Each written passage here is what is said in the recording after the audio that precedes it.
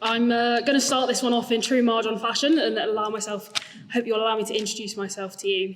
To my left, my name is Georgia Cornish. I am 20+1. I study journalism, and an interesting fact about myself is I have tried my best to make this as not cliché as possible, and I believe that I may well have failed miserably. I put money on most people who stand here over the next few days mentioning COVID, as will happen as nearly every graduation ceremony for the class of 2022. Many people will talk about the time at university that they were robbed of and the things that they wish they could change. I don't want to give it more time than it's already had, and I'm not really one for cheesy quotes, but sometimes people have already put into words exactly what you want to say. So I will share with you this line from the Fellowship of the Ring.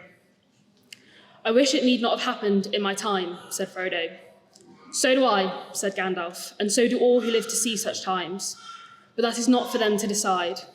All we have to decide is what we do with the time that is given us. And I can safely say that I believe we've made the most of it. Marjon has been our home, a safe place from the madness of life. Don't get me wrong, we're far from perfect, and some days I wish we have all wished we were anywhere but campus. This thought is usually had at 11:30 p.m. with 500 words of the essay left that's due at midnight, but still. We've made this place something special and probably nearly burned it to the ground with drunk cooking more times than we would care to admit. University is, whether or not you treat it as such, predominantly a place of education. We become experts in our chosen field, gaining bachelor's, master's, and PhDs, but it's also where we begin to become experts at life, on other people, on who we are. I've learned more in the last 3 years about myself than I had in the 18 that preceded my steps through the doors to Tufnell Hall on September 15th, 2019. In that time, I've been through some of the highest highs, lowest lows that life can offer me, as I'm sure many have. I've been stressed, maybe excessively over deadlines, and I've met some of the most incredible people, and we've done some truly amazing things together.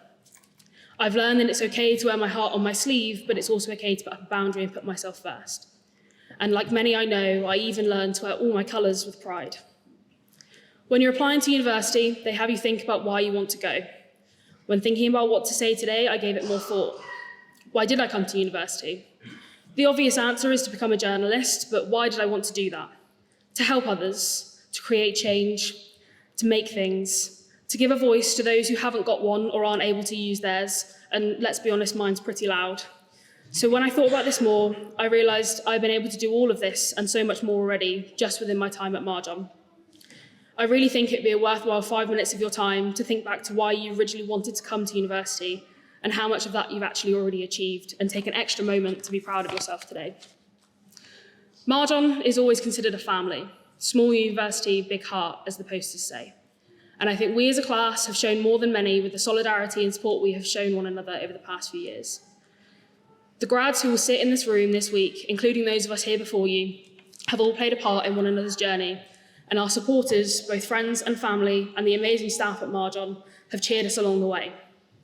We will leave through those doors as the present and very bright future of our industries, from the healthcare professionals to sporting coaches and rehabilitators, the educators, and those of us here, the criminologists, forensic scientists, business people, psychologists, and the storytellers, whether that be on stage or behind it and screen as an actor, or bringing you today's breaking news as journalists.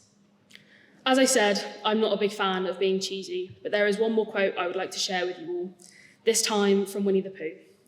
How lucky am I to have something that makes saying goodbye so hard? Because I stand here and look at the people who are about to become the Marjon of yesterday, and I feel so grateful to say that you are my Marjon.